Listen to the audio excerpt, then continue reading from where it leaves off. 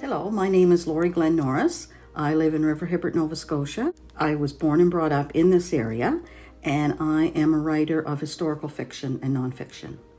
At the moment, I am working on a project, which I hope will be a book. It's called Paper Remains, The Life and Times of a Nova Scotia Family.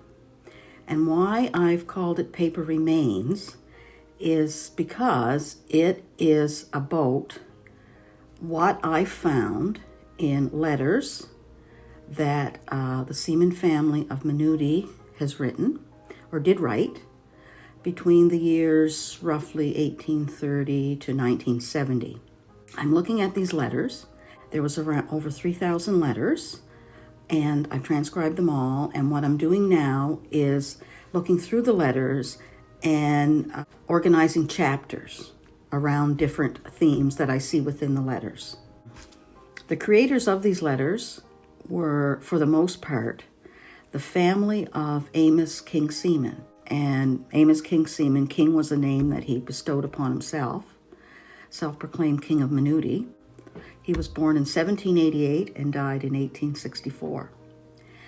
And he became a multimillionaire through his business transactions, legal or otherwise, and amassed a great family fortune, which at one time was estimated to be around $9 million.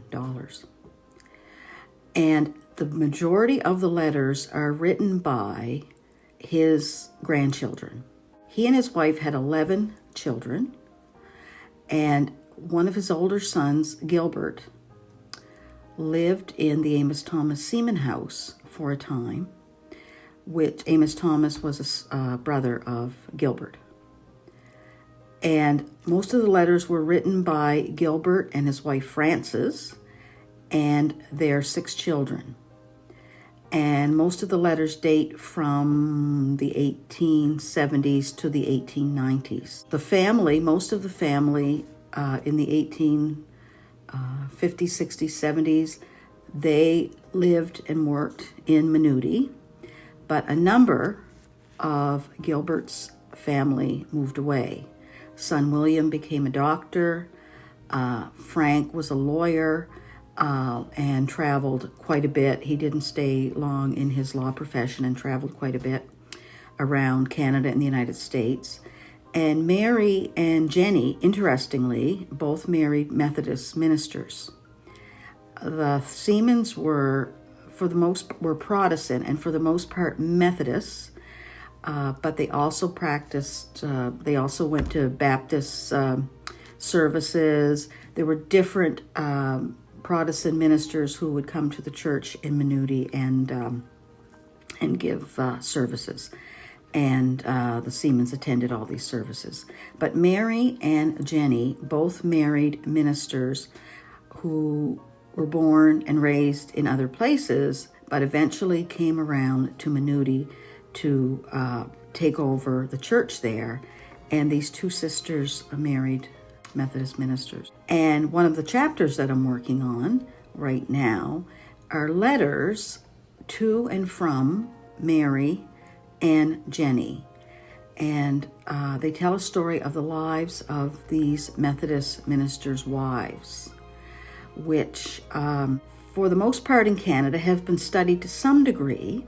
Most of the primary information that we know today about Methodist ministers' wives are through their obituaries, in newspapers, through census records, some letters, not a lot of letters. So these letters in this collection from Mary and Jenny may well be the biggest collection of such letters in Canada and open up a whole new story about Methodist ministers' wives.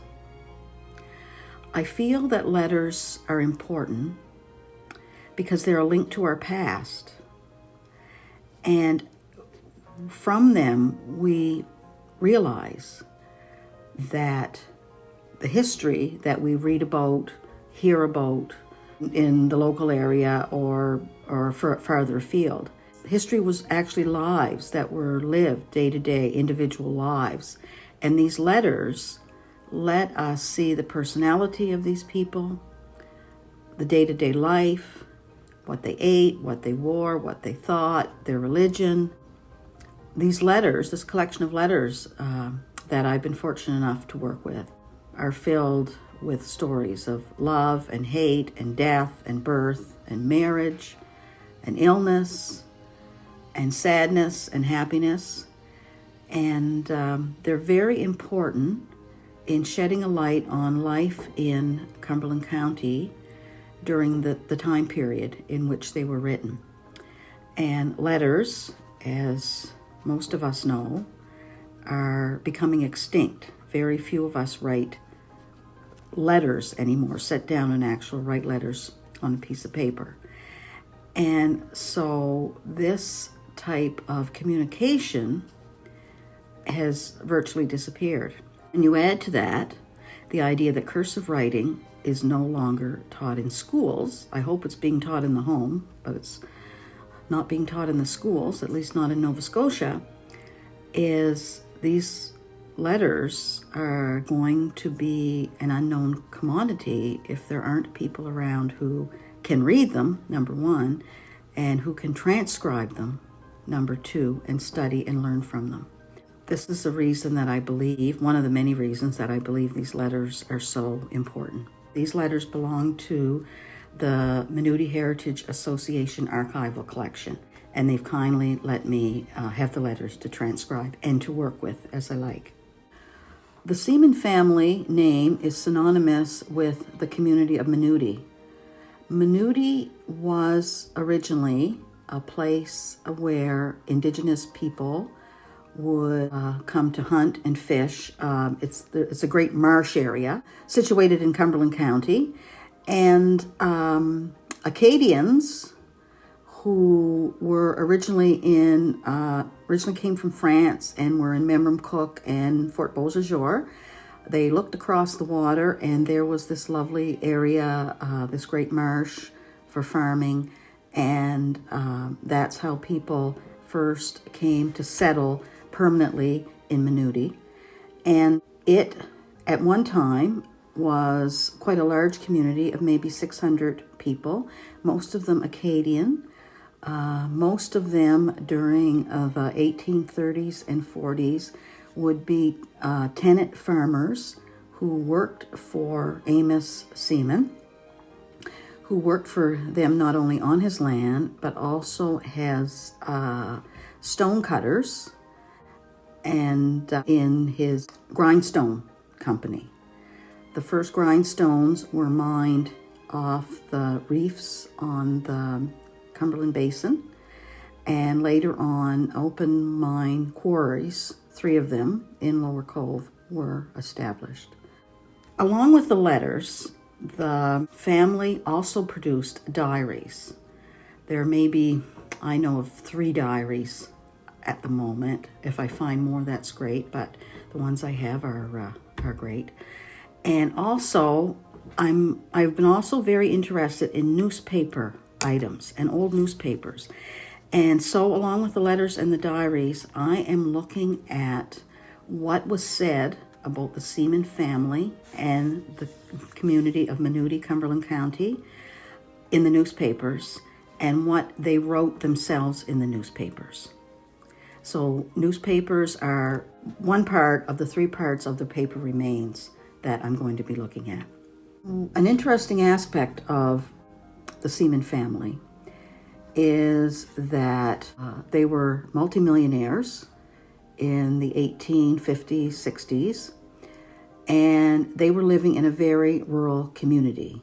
They were provincial elites, basically, who perhaps would have been looked down upon from people who lived and worked in places like Halifax or St. John, but they were educated and cultured. They traveled. They were certainly aware of the business world, and they were an important link to our history. One thing I will mention about the letters is that very little is said in the letters about Indigenous people in the area or people of other minority groups. And I think that's indicative of the time in which the letters were written and in the status of the Seaman people and who they were in contact with day to day. Acadian people, Indigenous people, and Black people would have been to the Seamen's their workers or their servants, and a lot of information about them did not find its way, unfortunately, into the letters and the diaries. I was a volunteer for the MINUDIE Heritage Association, and how these letters came about was that Ruth Symes passed away in, I believe it was 2015, and she bequeathed her house and all its contents to the MINUDIE Heritage Historical Society.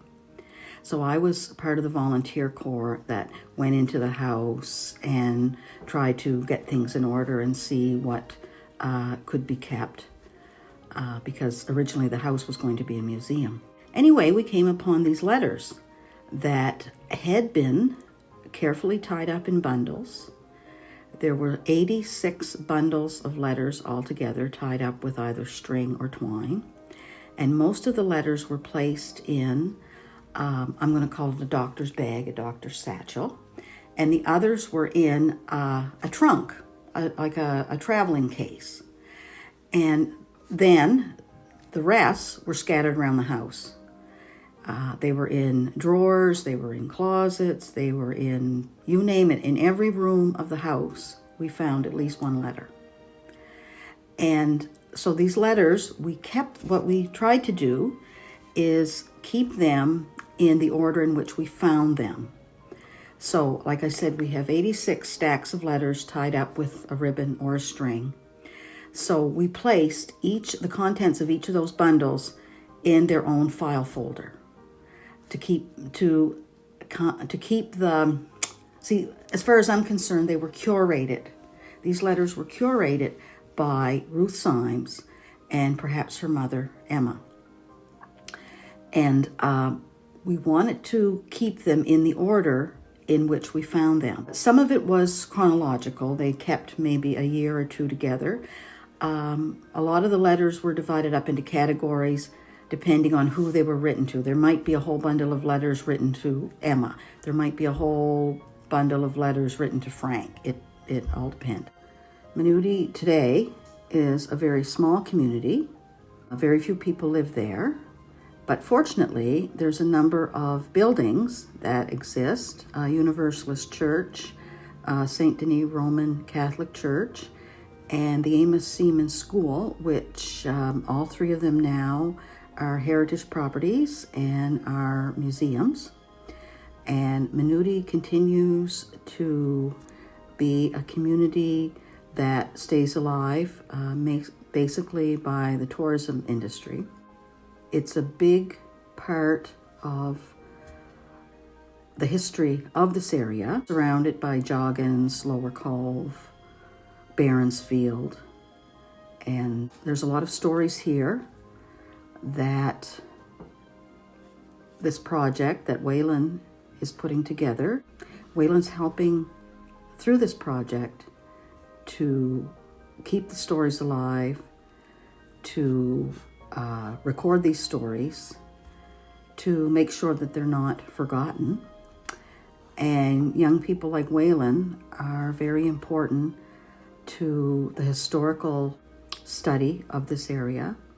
And this project is a reminder of how much history there are in rural areas, in small areas, in areas which maybe they're virtually no more than a little more than ghost towns.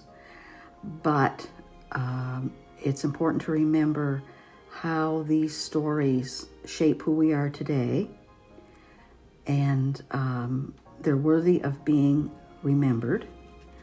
I grew up in this area, and I grew up in an environment that told me, to some extent, whether consciously or not, that nothing happened in this area and nothing was happening in the area when I was growing up in the 1970s. And it's important to know that this is not true, And people like Waylon are paving the way for these stories and the history to be remembered, and I thank him for that.